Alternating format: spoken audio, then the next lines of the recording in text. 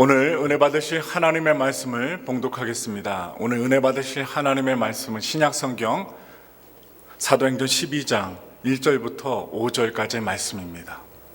우리 다 같이 신약성경 사도행전 12장 1절부터 5절까지의 말씀을 다 같이 믿음으로 합독하시겠습니다. 읽겠습니다.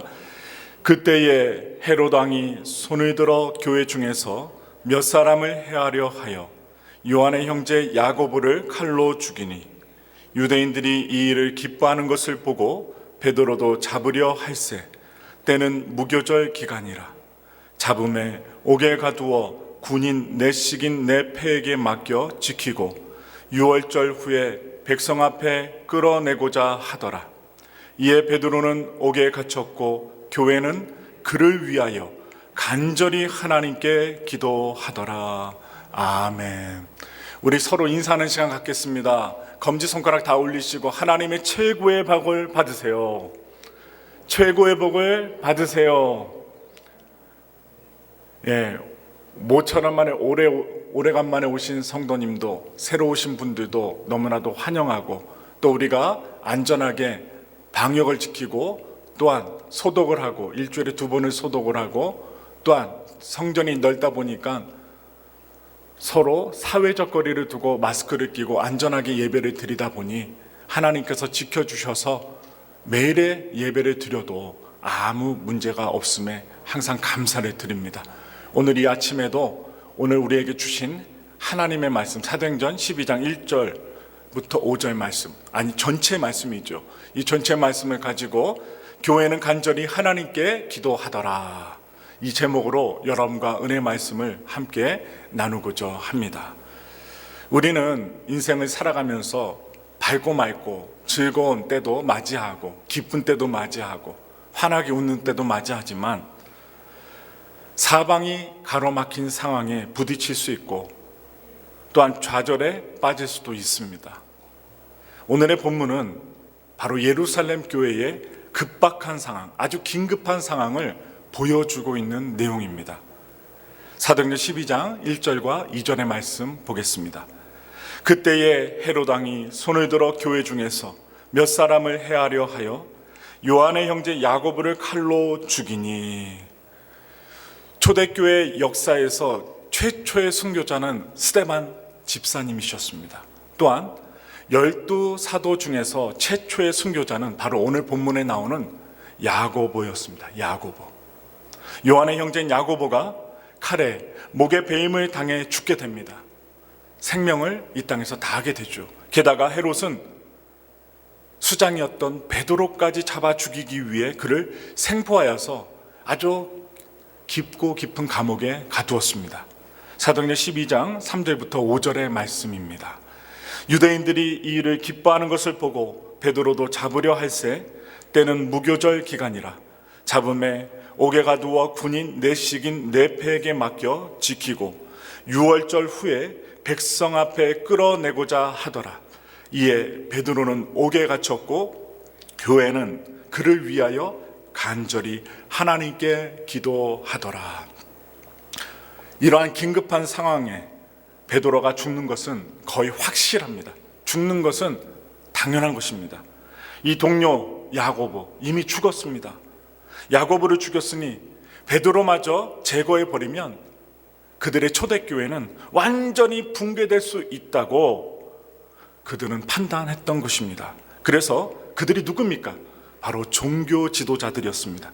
종교 지도자들은 헤롯을 앞에 내세워서 뒤에서 교회를 없애고자 음모를 꾸민 것입니다.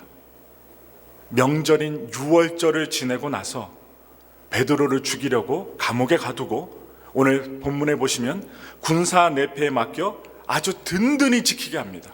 그냥 감옥에 가두고 그냥 잠금장치만 잠가도 되는데 군사 내패에게 맡겨 아주 꼼짝달싹 못하게끔 만들어 버립니다. 사도행전 12장 6절의 말씀입니다. 헤롯이 잡아내려고 하는 그 전날 밤에 베드로가 두 군인 틈에서 두 쇠사슬에 매여 누워 자는데 파수꾼들이 문 밖에서 옥을 지키더니, 이 4절에 보시면 군인 4씩인 4패에 맡겨져 있어요. 계산을 해보면 몇 명입니까? 16명이 이 베드로 한 사람을 지키고 있는 것입니다. 그 중에 2명이 완전히 베드로 좌우에 붙어서 쇠사슬로 결박하고 아주 두 눈 똑똑히 뜨고 이 베드로를 지키고 있는 것입니다. 도망칠 수도 없습니다. 움직일 수도 없습니다. 왜냐? 완전히 붙어있기 때문입니다. 그리고 쇠사슬로 결박되어 있기 때문에 하나님의 기적 아니고서는 이 베드로는 도망칠 수 없습니다. 그러나 이 이야기의 결론은 베드로는 죽지 않고 살게 되는 이야기입니다. 희망의 스토리예요. 오늘 우리가 본문을 통해 확실하게 기억해야 될 부분은 이 베드로가 구출받고 살아나는 이 과정 속에서 교회의 기도가 있었다는 사실입니다. 인간적인 방법, 인간적인 수수가 아니라 오직 하나님이 주신 방법을 이 교회 멤버들이 사용했다는 거예요. 하나님께서는 교회의 기도를 통해 이 베드로를 구출하시고 다시 사용하셨습니다. 오늘 본문에 나타난 옥문이 열리는 기적, 우리의 인생의 문제가 열리는 기적은 단순한 개인의 기도 때문만이 아니라 이 베드로라는 개인을 위한 교회 전체의 기도였다는 사실입니다. 사도행전 12장 5절과 12절의 말씀을 다 같이 보겠습니다. 이에 베드로는 옥에 갇혔고 교회는 그를 위하여 간절히 하나님께 기도하더라. 깨닫고 마가라 하는 요한의 어머니 마리아의 집에 가니 여러 사람이 거기에 모여 기도하고 있더라. 이 본문에 보시면 이 교회 성도들이 뭐하고 있었어요? 여전히 함께 모여 베드로를 위해 기도하고 있었습니다. 하나님은 우리 각자의 기도에 응답을 하시기도 하지만 2-3 사람이 바로 예수님의 이름으로 모여서 기도할 때 특별한 응답을 우리들에게 또한 제자들에게 약속하셨습니다. 마태복음 18장 15절부터 20절의 말씀입니다. 큰 소리로 읽겠습니다. 내 형제가 죄를 범하거든 가서 너와 그 사랑과만 상대하여 권고하라.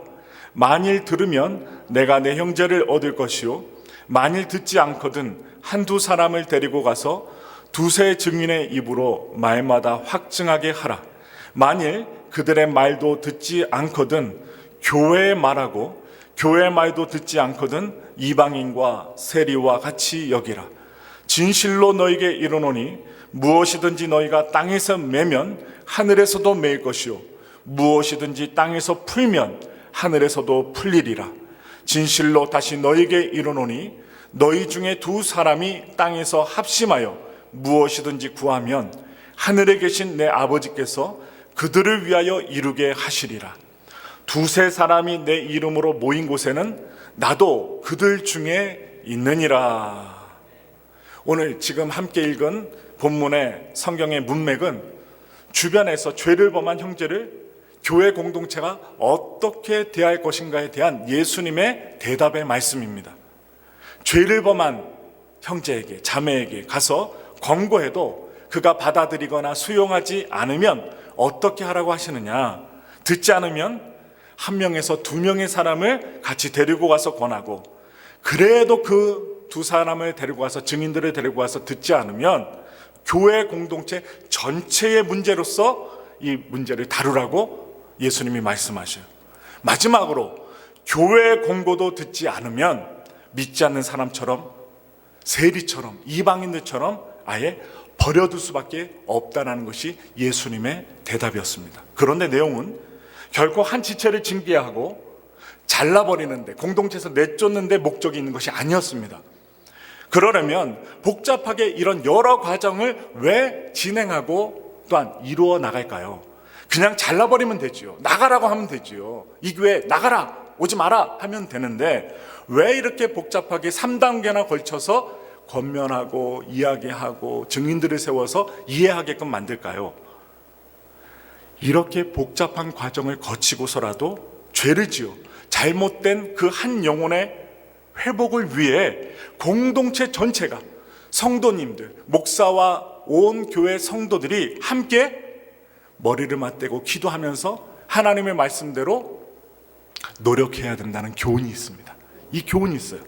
그런데 17절에서 특별히 교회를 강조하신 다음에 여러분 18절을 보시면 18절에서 갑자기 전혀 다른 이야기를 하시는 내용이 무엇이냐면 제자들이 땅에서 매면 하늘에서도 매이고 땅에서 풀면 하늘에서도 풀린다고 하십니다. 그런데 이 풀고 맨다라는 것은 교회 합심 기도에서 먼저 우리의 관계에 서로 매이는 일이 없어야 된다는 하나님의 전제로 시작이 됩니다. 서로 매이면 안 된다는 거예요. 매일 수 있는 일 버리면 안 된다는 거예요. 그러니까 교회 안에서 우리가 서로 올바른 사랑의 관계 안에서 지낼 때 우리가 하나님 앞에 기도하면서 응답을 받을 수 있다는 것입니다. 다시 사도행전 12장으로 돌아와서 베드로가 옥에 갇혔을 때 교회는 무엇을 했습니까? 여러분 잘 알고 계시죠? 모여서 간절히 기도했습니다. 여기서 교회는 당연히 여러분 건물이 아닙니다. 이렇게 세워진 건물이 아니라 그리스도인들을 말하고 있어요. 여러분 한 사람 한 사람, 예수님이 함께 거하는 성전, 그리스도인들을 말합니다. 교회라는 이름으로 그들이 모였을 때 성경은 베드로를 위한 기도의 상황에 대해서 어떻게 표현을 하느냐, 5절에 보시면 교회가 기도하더라, 교회가 모여 이야기 나누더라, 교회가 모여서 논책을 아니면 회의를 하더라, 이게 아니라 교회가 모여서 기도하더라, 이 표현을 씁니다. 이처럼 믿는 자들이 주님의 이름으로 함께 모인 교회 합심 기도는 매우 중요하다는 것입니다.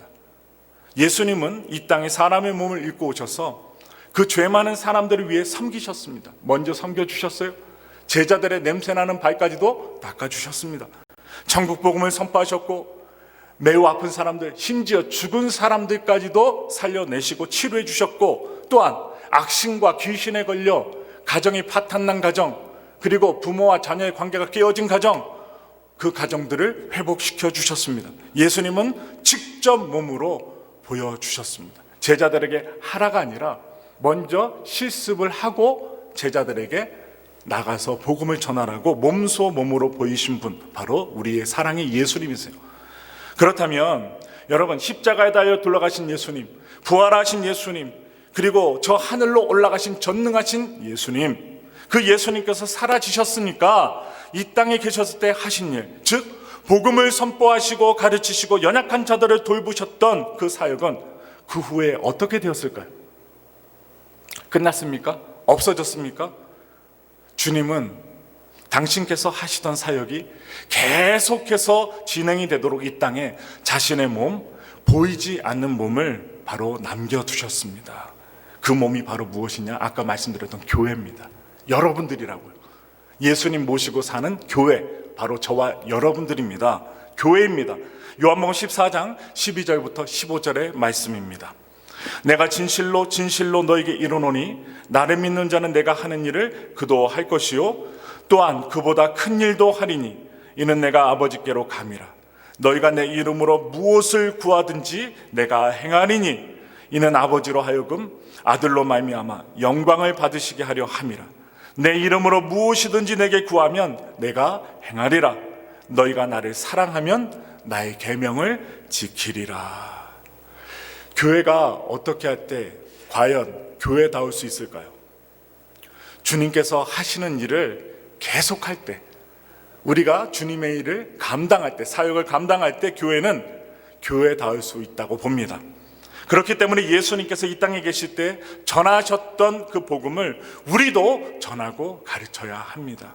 또한 주님께서 연약하고 가난한 사람들, 연약한 사람들을 끌어안으시고 치유해 주셨던 것처럼 교회도 계속해서 그러한 돌봄과 섬김을 이어나가야만 하는 것입니다. 그럴 때 교회는 그리스도의 몸의 사명을 잘 감당하게 되는 것입니다.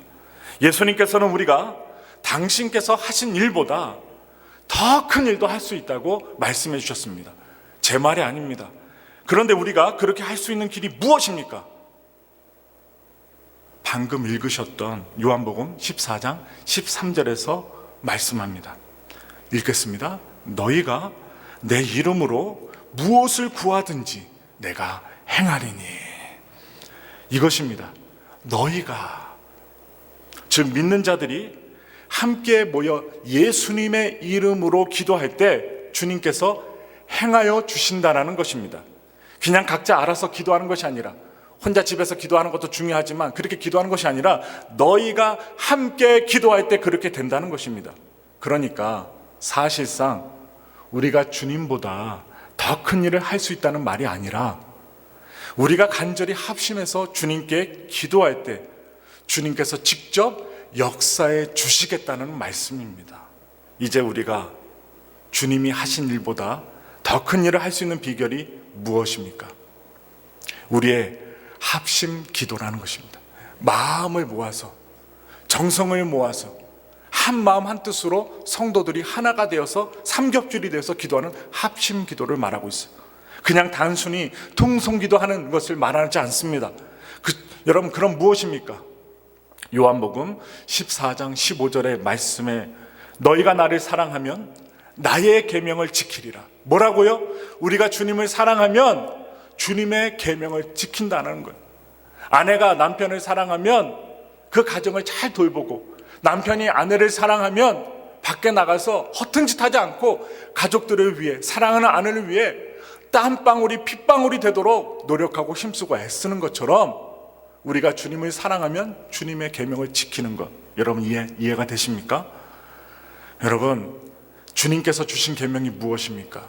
말씀을 보면 요한복음 13장 34절부터 35절의 말씀입니다. 믿음으로 읽겠습니다. 새 계명을 너에게 주노니 서로 사랑하라. 내가 너희를 사랑한 것 같이 너희도 서로 사랑하라. 너희가 서로 사랑하면 이로써 모든 사람이 너희가 내 제자인 줄 알리라. 여러분, 주님을 사랑하는 자는 다른 사람도 사랑하게 됩니다. 주님도 사랑하지 못하는데 어떻게 내 이웃을 사랑하고 내 교회 성도들을 사랑할 수 있겠습니까? 서로 사랑하는 가운데 합심해서, 여러분 전제가 있어요. 사랑하고 그 다음에 합심해서 주님께 기도하면 그 계명을 주신 주님께서 너무나도 기뻐하시고 즐거워하시면서 직접 능력으로 역사해 주십니다. 그러면 우리는 주님께서 이 땅에서 하신 일보다 더 큰 일도 할 수 있게 된다는 것입니다. 바로 그것이 진정한 의미의 중보 기도입니다. 단순히 다른 사람들의 기도 제목만 암송해서 줄줄줄 그냥 기도한다고 중보 기도가 되는 것이 아니라, 정말 사랑으로 상대방을 마음에 품고 생각에 품고 합심해서 드리는 기도가 중보 기도라는 것입니다. 여러분, 사랑의 마음을 품고 여러분들이 사람을 대하면요, 느껴져요. 여러분들 집에 강아지 있습니까? 집에 동물들이 있어요? 동물들도 너무나도 잘 알아요. 내 주인이 나를 사랑하는가 사랑하지 않는가. 이름만 불러도 꼬리를 흔들면서 주인에게 다가오는 그 강아지와 고양이는요, 주인의 사랑을 듬뿍 받았던 동물입니다. 그런데 주인이 부르는 자꾸 구석으로 숨어요.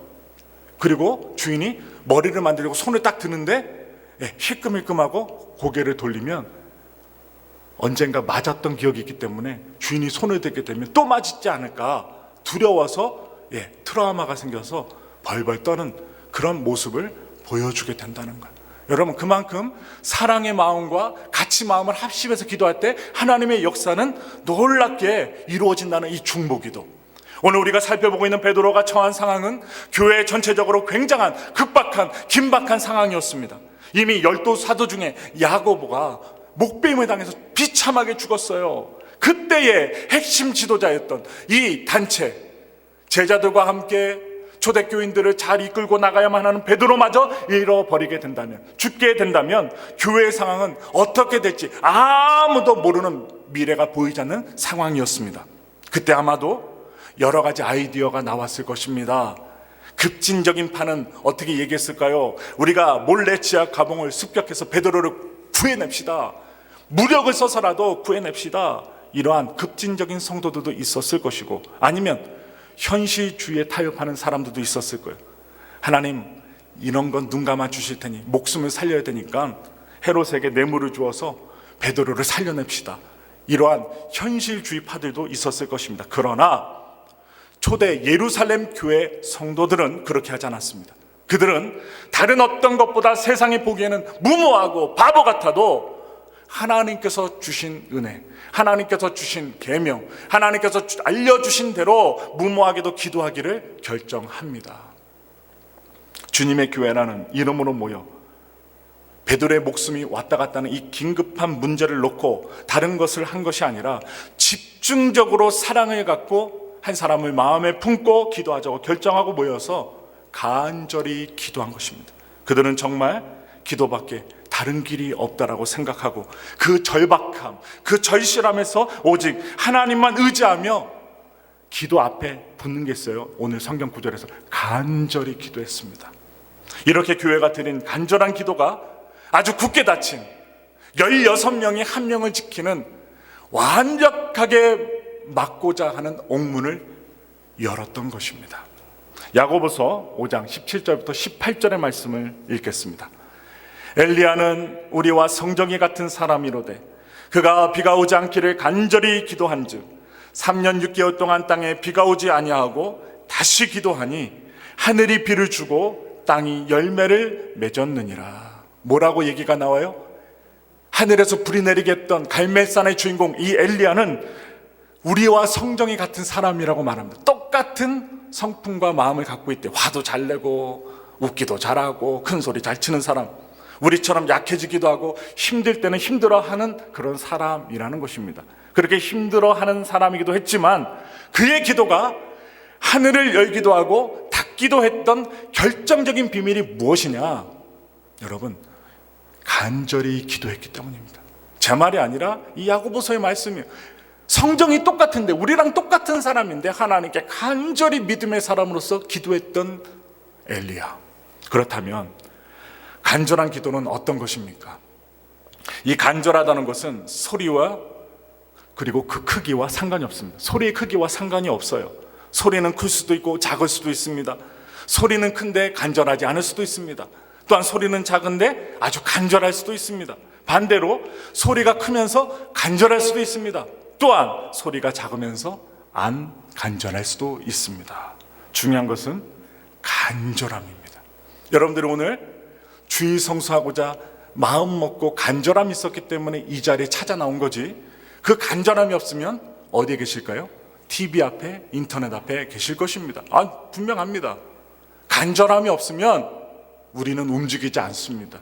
여러분들이 대중가요를 들을 때 왜 눈물이 나요? 지난번 추석 때 나훈아 씨가 노래 한번 딱 불렀더니 막 세계가 들썩들썩거렸죠. TV에서 나훈아 하면서 여러분들 보신 분도 계실 것입니다. 근데 그 볼 때 사람들이 고향 노래를 보니까 눈물을 흘려요. 왜 흘립니까? 그 머리 큰 나훈아 씨의 그 간절함의 노래 때문에, 꺾는 거 있잖아요. 턱을 꺾으면서 노래 부르면서 이 간절함 때문에 여러분 많은 팬들이, 찐팬들이 눈물을 흘리고 고향 가고 싶다. 노래가 기가 막히네. 여러분, 심지어 세상 속에서 노래 부르는 가수의 한 간절함이 사람들의 눈물을 흘리게끔 만드는데, 하나님이 귀하게 여기고 고결하게 여기는 성도님들의 그 간절한 기도는 안 들으시겠냐는 것입니다. 교회 성도가 많고 적고 상관이 없어요. 두세 사람이 모인 곳에 그들이 사랑을 품고 마음에 품고 간절함으로 기도하면 하나님은 이 땅에서 풀리는 것이 하늘에서 풀리고 묶는 것이 하늘에서도 묶이게끔 하시겠다고 말씀해 주셨다는 거예요. 그 역사가 바로 오늘 사도행전 12장에 나타났어요. 여러분, 정말 주님밖에 없다는 간절한 마음으로 오직 주님만 바라보며 모든 것을 다 내려놓고 기도하는 것, 그게 바로 간절한 기도입니다. 주님밖에 없어요. 물어볼 거 다 물어보고 다니고 해결해 볼 거 다 인간적으로 해결해보고 돈으로 사람으로 해결해 보러 다니다가 안 되니까 주님 앞에 해결해 주시옵소서. 이게 간절함이 아니라 있는 건 없는 거 다 내려놓고 주님 바라보고, 나 주님 아니면, 주님의 응답 아니면 나 죽습니다. 하나님 해결해 주셔야만 되겠습니다. 사생 결단을 하고 주님 앞에 모든 거 내놓고 주님 앞에 맡기는 게 바로 간절함입니다. 사무엘상 1장에 한나의 기도가 나옵니다. 거기에 보시면 한나는 1장 10절에 마음이 괴로워서 기도합니다. 마음이 괴로워요. 사람이 괴로우면 이렇게 간절해질 수 있어요. 똑같이 괴로운 가운데도 기도하지 않고 심지어 자살을 택하는 사람도 있습니다. 하지만 한나는 아주 자녀를 못 낳아서 자기의 그 남편의 첩이었던 분인나에게 욕보임을 당하면서도 하나님께 간절히 기도했습니다. 여러분, 구세군의 창시자인 윌리엄 부스라는 사람은 기도의 비밀이라는 그의 메시지를 통해 이렇게 얘기합니다. 기도, 응답받는 기도의 비밀이 무엇인가? 이 기도에 생사가 달린 것처럼 기도하라. 내가 지금 기도를 하는데 목숨이 왔다 갔다 하는 마음으로 기도하는 거예요. 그러면 하나님 응답해 주신다는 거예요. 오늘 본문에서 교회가 기도하는 순간 하나님은 이미 역사를 시작하셨고 베드로는 이미 감옥에서 나오고 있었습니다. 천사를 통해 베드로는 이미 구출되고 있었습니다. 그런데도 교회는 그것을 모른 채 계속해서 간절히 기도하고 있었습니다. 응답을 그들은 직접 못 봤으니까 그랬을 거라 생각이 됩니다. 심지어 베드로가 자기들이 있는 기도의 장소로 왔는데 믿지를 않습니다. 목소리를 들려줬는데도 믿지를 않아요. 우리 다 같이 사도행전 12장 12절부터 17절의 말씀을 읽겠습니다. 깨닫고 마가라 하는 요한의 어머니 마리아의 집에 가니 여러 사람이 거기에 모여 기도하고 있더라. 베드로가 대문을 두드린데 로데라 하는 여자아이가 영접하러 나왔다가 베드로의 음성인 줄 알고 기뻐하여 문을 미처 열지 못하고 달려 들어가 말하되 베드로가 대문 밖에 섰더라 하니 그들이 말하되 내가 미쳤다 하나 여자아이는 힘써 말하되 참말이라 하니 그들이 말하되 그러면 그의 천사라 하더라. 베드로가 문 두드리기를 그치지 아니하니 그들이 문을 열어 베드로를 보고 놀라는지라. 베드로가 그들에게 손짓하여 조용하게 하고 주께서 자기를 이끌어 옥에서 나오게 하던 일을 말하고 또 야고보와 형제들에게 이 말을 전하라 하고 떠나 다른 곳으로 가니라. 여기서 우리가 말씀을 읽으면서 이상한 것은 그렇게 열심히 간절히 기도하던 사람들인데도 불구하고 정작 자기들의 기도가 응답을 받은 것에 대해 믿지 못했다는 것입니다. 즉시 믿지 못했어요. 그래서 보시면 로데라고 하는 꼬마 여자아이가 밖에서 누군가 문을 두드리니까 나갔다가 베드로의 목소리를 알아듣고 미처 문을 열어주지 못한 채로 급히 기도하는 그 장소로 들어갔어요. 그리고 외칩니다. 베드로 사도가 나오셨습니다. 우리 이 집에 오셨습니다. 그때 사람들은 어떻게 반응합니까? 할렐루야, 우리 주님이 우리의 기도에 응답해 주셨습니다. 박수치고 찬양하고 영광 돌리는 것이 아닙니다. 내가 미쳤구나. 이 로데라는 아이에게 그 집안 온 사람들, 기도했던 사람들이 미쳤다는 소리를 합니다. 그래도 이 로데라는 아이가 믿음이 좋았던 것 같아요. 굴복하지 않았어요. 굽히지 않았어요. 창피하지 않았어요.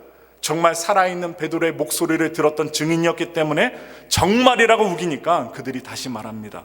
그러면 그것은 베드로의 천사일 거야. 베드로가 아니라 베드로를 지키는 천사일 거라고 대답을 합니다. 이 말이 무엇입니까? 그들이 믿지 못했다는 것입니다. 여러 번 믿지 못했어요. 이들이 왜 이렇게 반응합니까? 이럴 거면 기도는 왜 합니까? 응답 주셨는데 기뻐하거나 하나님께 영광 돌리지 못할 거라면, 왜 미쳤다는 소리 할 거라면 왜 기도합니까? 그들은 분명히 간절하게 합심해서 기도하긴 했지만 속으로는 어떻게 생각했을까요? 베드로가 옥에서 나오는 건 힘들어. 우리가 아무리 기도해도 안 될 거야. 16명이나 그 지하 감옥에서 지키고 있는데 어떻게 나올 수가 있겠어? 라고 생각한 것입니다. 베드로를 위해 울부짖었던, 간절히 주님께 기도했지만 베드로가 실제로 감옥에서 구출될 것을 전혀 기대하지 못하고 있었다는 것을 지금 우리가 읽었던 말씀에서 알 수 있습니다. 아니면 뭔가 다른 기도의 제목을 가지고 기도했는지도 모릅니다. 하나님께서 기적을 베푸셔서 베드로 사도를 꺼내어 달라고 기도하기보다는, 하나님 꺼내기는 힘들겠지요. 그러니까 베드로의 목숨만은 살려주세요. 이렇게 기도했는지 모릅니다. 나오는 건 힘들지만 그래도 옥에 오래 갇힐지라도 살려만 주세요. 죽이지 말아 주세요. 이렇게 기도했는지도 모릅니다. 어떤 이유에서건 예루살렘 교회 성도들이 베드로가 이렇게 빨리 다시 나타나리라고 전혀 예상하지 못했다는 것입니다. 그것은 확실합니다. 그런데 막상 베드로가 왔다고 하니까 처음에 그것을 믿지 못했고 16절의 말씀을 보니까 나중에 정말 이 베드로라는 사실, 그것을 보면서 너무나 놀라게 되는 것입니다. 혹시 이런 비슷한 적이 없으십니까? 우리가 신앙생활하면서, 기도 생활하면서 이런 비슷한 경험을 해보신 적 없으세요? 열심히 기도해서 그 기도가 정말 이루어졌는데 막상 그 결과를 경험해 보니 믿을 수가 없었던 그런 적, 아니면 기도하면서도 이건 되기가 힘들 거야, 이렇게 기도하신 적 없으세요?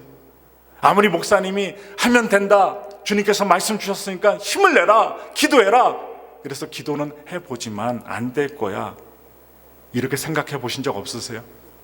막막히 솔직히 그렇게 생각하면서 기도하는 때가 너무 많습니다. 또 기도가 이루어지면 교회 예수님 믿는다고 하면서도 이런 말 하는 분들이 종종 있어요. 운이 좋았다 이렇게 얘기하거나 일이 생각보다 잘 풀렸다라고 이야기하는 분들이 있습니다. 하나님이 해주셨다고 생각하지 않고 어차피 될 일이 된 것이라고, 운이 좋았다고, 잘 풀릴 일이 풀렸다라고 헛된 소리 하시는 분들이 있습니다. 그러나 우리는 그것이 분명하게 하나님의 인도하심이라는 것을 기억해야만 합니다. 여러분과 제가 이 코로나 팬데믹 속에서도 예배드리고 있고 주님 앞에 기도드리고 있고 죽지 않고 열나지 않고 하나님 앞에 기도하고 있다는 것은, 말씀을 듣고 있다는 것은 하나님이 지켜주시고 있다는 사실 분명하게 기억해야만 합니다. 여러분, 무슨 운이나 재수가 좋아서 되는 것이 결코 아닙니다.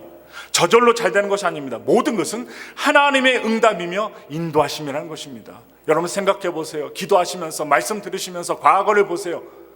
내가 이쪽 길로 갔으면 더 잘 됐을 텐데 내가 이쪽 길로 와서 이렇게 못 됐구나, 여러분 이렇게 생각하세요? 여러 우여곡절의 인생이 있었지만 그 굴곡의 인생길에서 하나님이 나를 붙들어 주셔서 인도해 주셨기 때문에 내가 주님을 떠나지 않고 구원받은 사람으로서 오늘까지 내가 그 감동과 감격과 은혜를 잊지 않고 내가 살고 있으니 얼마나 감사한 일인가. 내가 세상 죄 가운데 무너지지 않고 살고 있음에 얼마나 감사한지 여러분 생각해 보시기 바랍니다. 그러므로 일단 간절히 기도하는 것이 중요하지만 기도가 응답되었는지 확인하셔야 돼요. 그래서 여러분 기도 수첩도 갖고 다니면서 기도한 날짜도 적어보시고, 기도가 응답됐을 때 내가 얼마 만에 기도가 응답됐구나, 어떻게 응답됐구나 일기를 쓰듯이 써보는 것도 되게 중요합니다. 그들은 비록 자기들이 기도해놓고도 믿지를 못하기는 했지만 그래도 하나님은 예루살렘 교회 성도들의 간절한 기도를 기뻐하셔서 응답해 주셨습니다. 예루살렘 교회가 간절히 기도한 것은 분명한데 기대해놓고 나서 믿지 못했던 것도 확실합니다. 우리가 보았잖아요. 그런데도 어떻게 그들의 기도를 하나님께서 응답해 주셨을까요? 물론 베드로를 앞으로도 계속 쓰시기 위해서, 사명 감당하게 하시기 위해서 살려주신 것은 분명합니다. 그것은 분명해요. 동시에 또한 분명한 것은 비록 그들의 믿음이 조금은 부족했을지 몰라도, 맨 처음에 먼저 믿지 못했을지 몰라도 마태복음 18장에 예수님의 말씀에 비추어 볼 때에 그들은 서로를 뜨겁게 사랑하며 섬기는 사랑의 공동체를 이루었기 때문이라고 볼 수 있습니다. 그래서 주님께서 주신 세 계명대로 그들은 초대교회 안에서, 예루살렘 교회 안에서 서로 사랑했어요. 그리고 함께 마음을 합하여 간절히 기도를 주님께 드렸습니다. 그래서 결국 하나님이 응답해 주셨습니다. 어떤 일 때문에, 어떤 형제 자매 때문에 마음에 부담감을 주신다는 것, 이런 거 경험해 보셨지요? 그런 마음의 부담감을 주신다는 것은 나에게 기도하라고 하시는 하나님의 사인입니다. 자꾸 꿈에 나타나는데 그럼 기도해 주라는 거예요. 자꾸 마음에 그 사람이 든다는 거예요. 그럼 그 사람 기도해 주라는 하나님의 사인입니다. 이상하게 어떤 사람이 자꾸 생각이 난다면 그를 위해 기도해 주십시오. 나는 믿음이 부족한데 나 같은 사람의 기도를 들어주실까 하고 걱정할 필요가 없습니다. 사랑으로 기도하면 들어주십니다. 사랑으로. 미워하면서 하는 기도는 들어주지 않으세요. 왜냐? 말씀이 없으니까요. 사랑하면서 마음을 합하여 간절히 기도하면 응답 주신다고 했잖아요. 그래서 사랑의 마음을 갖고 기도해야 된다는 거예요.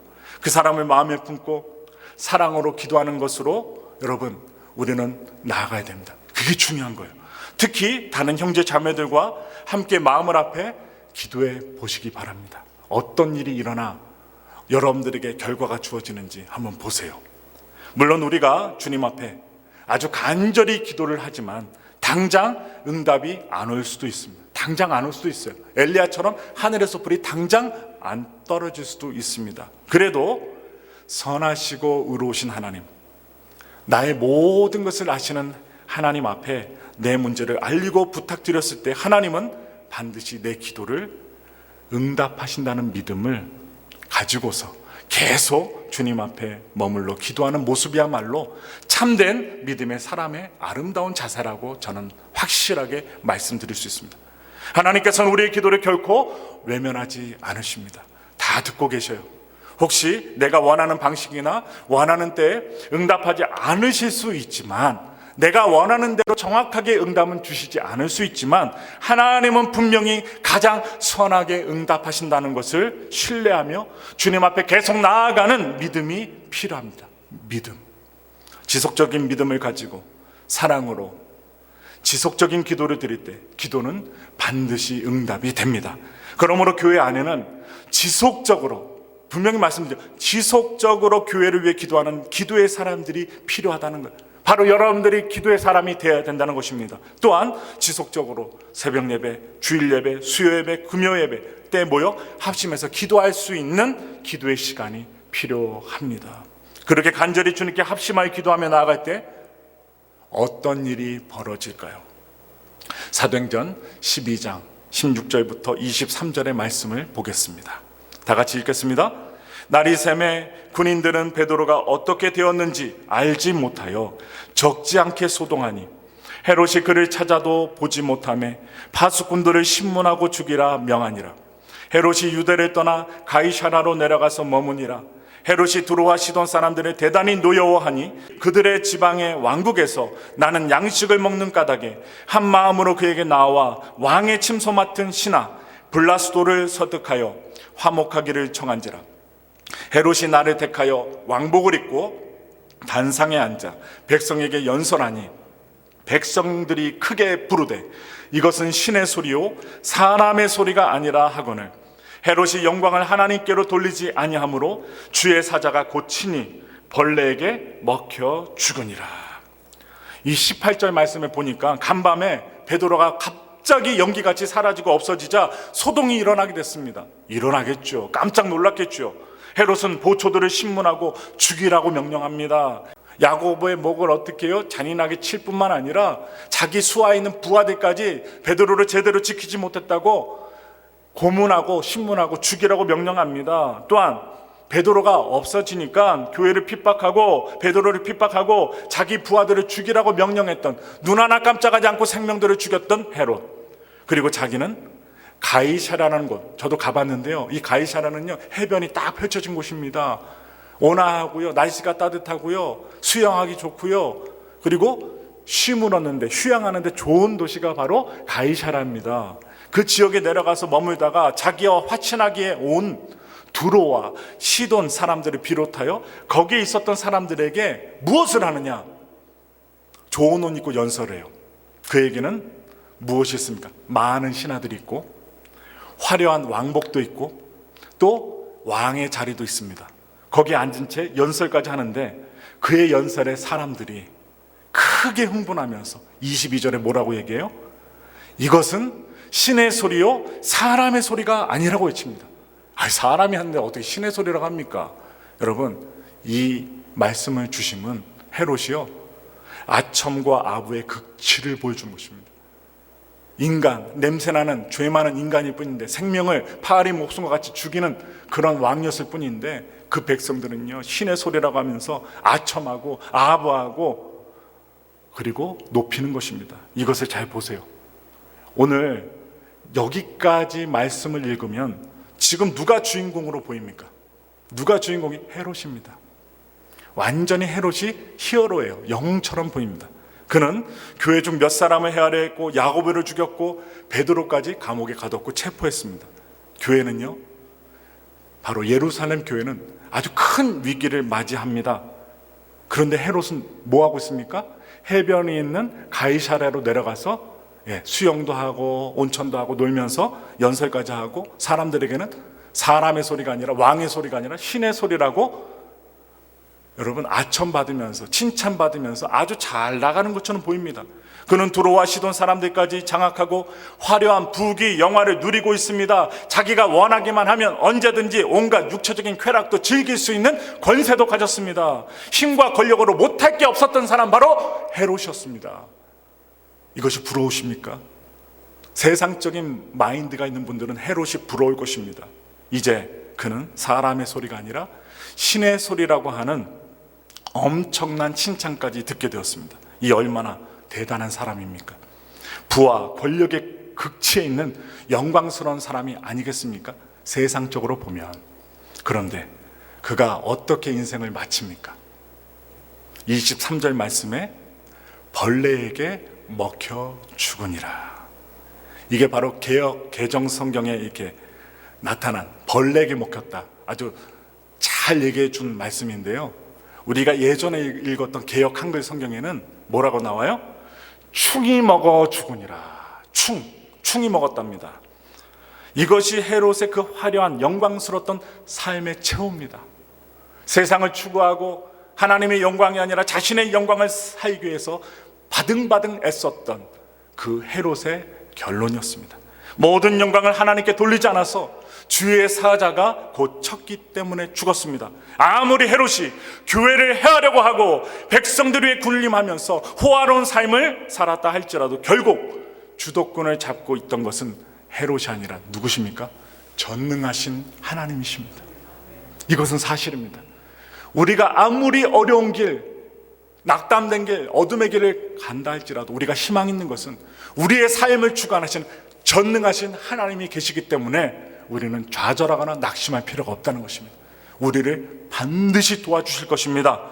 그러나 그 사실을 모른 채 그저 자기가 잘난 줄 알고 날뛰었던 헤롯은 결국 하나님께 얻어맞고 하나님의 사자에 얻어맞고 벌레에게 먹혀 죽는, 충이 먹어 죽게 되는 비참한 인생을 살고 말았습니다.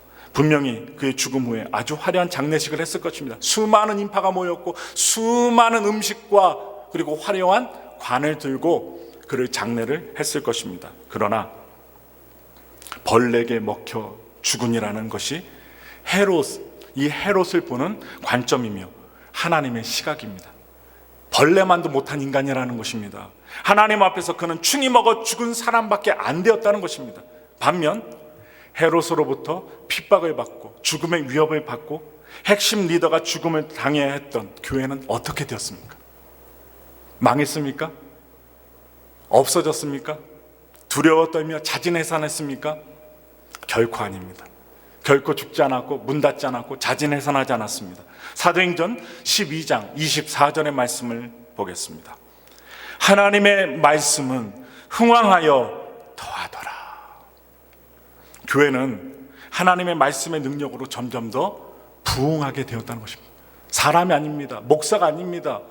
장로가 아닙니다. 중직들이 아닙니다. 하나님의 말씀의 능력으로 교회는 부흥하는 것입니다. 여러분들이 잘 되는 것은 하나님의 말씀으로 여러분들이 잘 되는 것입니다. 내가 잘나서, 내가 달란트가 많아서 아닙니다.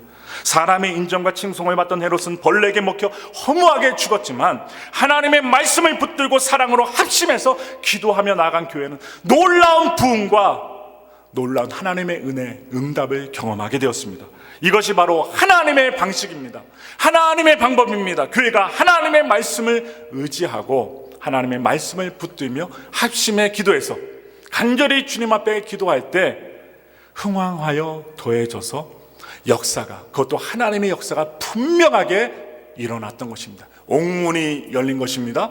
저와 여러분들의 인생에 무거운 문들이 열리게 된 것입니다. 무거운 짐들이 다 십자가 앞에 내려진 것입니다. 하나님은 우리의 기도를 기뻐하십니다.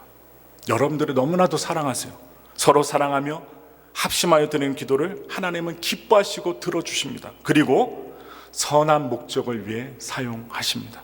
중요한 것은 하나님께서 우리에게 기도의 부담을 주실 때 즉각적으로 기도하는 것입니다.